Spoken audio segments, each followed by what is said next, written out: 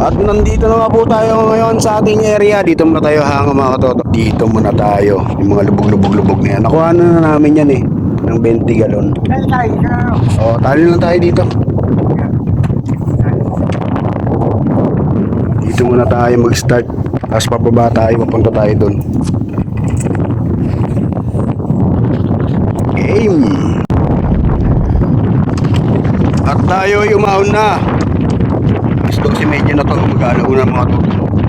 Tayo po ay umahon na. Nakaano tayo mga katoto. Walang sinayang sampa. Malaman natin yan mamaya kung ilang ganun ba abutin to. Ito po yung taong natin. No? Yan. Ligaw na ganito pala na kayo. Yan pala na kayo. 4. Tapos yung maliliit. Yan. Ang na natin yung maliliit na to. 1. Yung isang tapo.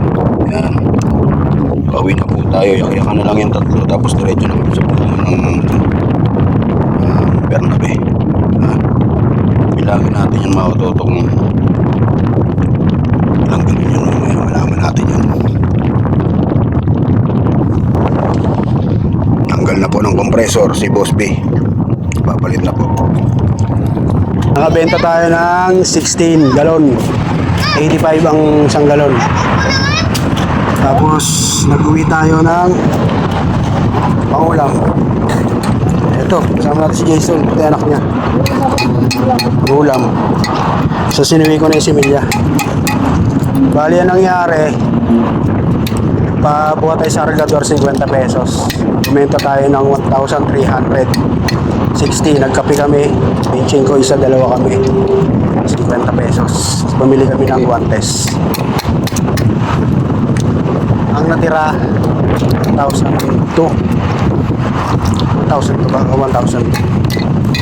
Pwede na, no? Mahalaga, nagkapera kami kahit konti. Importante dyan nakapag-exercise tsaka nakapag-swimming.